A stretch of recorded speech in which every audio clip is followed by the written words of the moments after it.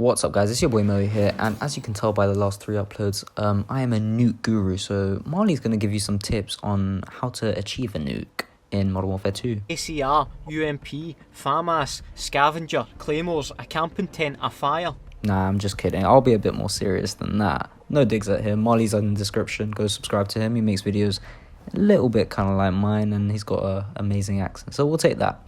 To kick things off, we got to start with a big boy gun. What other than the ACR, the gun that practically shoots a laser, and you're gonna need to put a silencer on that laser that you're gonna be shooting through people. This gun has no recoil. You'll be able to shred through teams. Secondary gun, you want an AA-12 or anything that's good at close quarters, because an ACR isn't gonna beat a UMP if you run through a corridor with someone at the same time. Second gun, TAR-21 with the silencer also. Now this is also another laser gun, if you ask me. Secondary, G18, same reason as the AA-12. Has to be akimbo though. Get that thing to akimbo. Can also be used as a rage weapon, which I tend to do. Thirdly, Ump-45 Silencer. Now this is good for some close quarters and a bit more rushing. Well, that didn't make sense. Oh well. Intervention, final class, brave class. You're gonna want an intervention with an FMJ because we want to reduce the amount of hit markers we can get. But honestly, if you're asking me, if you can't do this, then I don't think the sniper is the best way to go. Just showing off a little triple feed of headshots that I got when I was trying to get a nuke a couple of days ago on the journey to the nuke, which you can also watch three of the most recent videos I uploaded.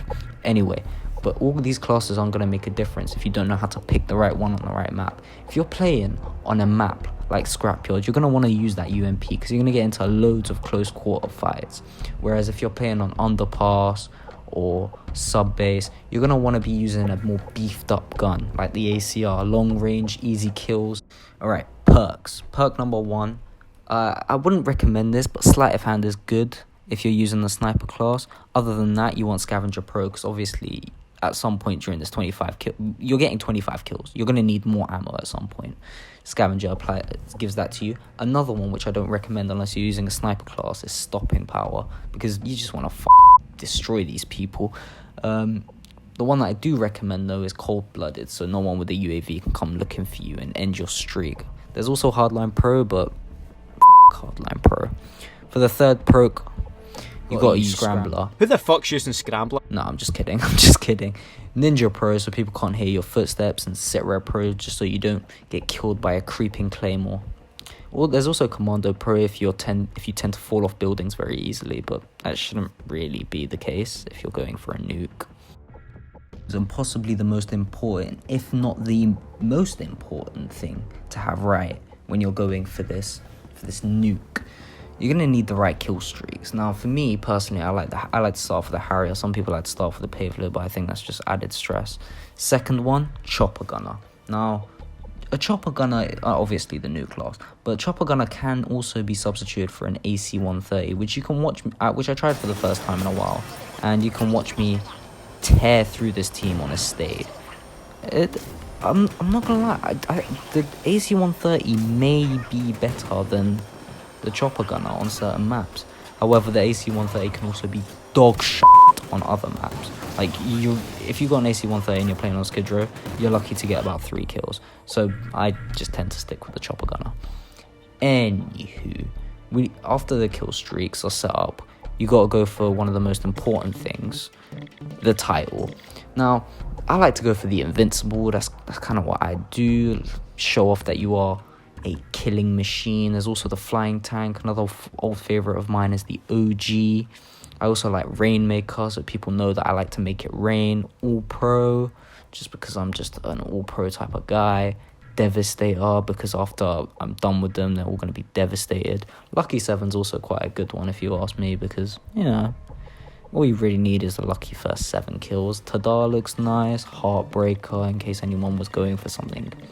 Anyone else is going for a nuke, to be honest, and you just shout on them. But for this game, I think I'm gonna we're gonna start off with it. We're gonna leave the Invincible on, just because I like the ring that it gives. Emblems, no one gives a shit those boring emblems. We have to us people that in the COD community are amazed by any emblem that decides to move.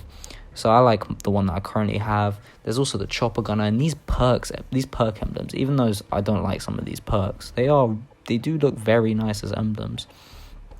But look at these moving things. I'm getting distracted. Of course, Nuke, if you're that much of a fanatic, but you know me, I have to stick with my Prestige 10 on COD 4. Secondly, you're going to have to look at the game modes that you're going to want to be Two playing. main things that could possibly leave your controller broken and stop you from getting this nuke is noob tubers like that and hackers like this. I mean, have a look at this guy. Fucking virgin. Anyway, that's not the only two things. Those are just two things that are very, very popular right now. There's also death streaks, such as Final Stand, as you see this guy trying to crawl away from my bullets. No, stop that. There's also Painkiller, but I won't even go into that. Now, obviously, I had to add in some gameplay here. If you want to add this to the journey to the nuke, then yeah, I'm just showing you. Look at sitrep. Look how good sitrep is. I could have easily died to that claymore if I didn't recognize it, as I get my first kill for the streak. And then the claymore disappears. Second kill, as I pick it up there. Third kill, unlucky to get the fourth kill on the prick lying on the floor, but I get him later on as the fourth. And the fifth, there we go, 2 kills away from my beloved. Oh no, wait, my bad, I can't count. That's the 7 kill streak. As you get the 7 kill streak, you lay it in. To be honest, that was a terrible place to put it, but it still got me a kill, so who am I to complain? Pick up another kill, another Final Stand user, could have been the end of me there. Oh, that's the second kill, and then the Harrier picks up the chopper gunner. And once the chopper gunner is called in, it's either do or die. You can either go 2 ways with this chopper gunner. Oh look, Harrier also still picking up kills. The chopper gunner can do one of two things. I'm going to be straight up with you guys. It can either do absolutely nothing, but it shouldn't do, seeing as that this is Skid Row, the most closed map ever, and I still managed to do some serious damage with it. Or it could get you to a point where you're almost... Look at Painkiller. Look at that thing. That can kill someone if you catch them on a bad day. Anywho. Look... grr. Anyway, moving on. Yeah. Hopefully, what you're hoping to do here is to get the nuke settled before you have to go out again. However, sometimes this doesn't happen. And when it doesn't happen, I say just sit back for a bit so people can... get rid of their death streaks before you go out and get those final kills. But honestly, everything seems to go wrong with your body. But once you got that nuke, don't be afraid to call it straight in, as I did right here. Called it in, and everyone knows certain death is following. I mean, look at this. Poor people couldn't do anything about it. Such a depressing thing to do. And that's just an easy win for you guys, and I hope you lot go on a great nuke journey of yourselves as you've watched me go through 3 episodes. But there's nothing left to say other than good luck, take care, and peace.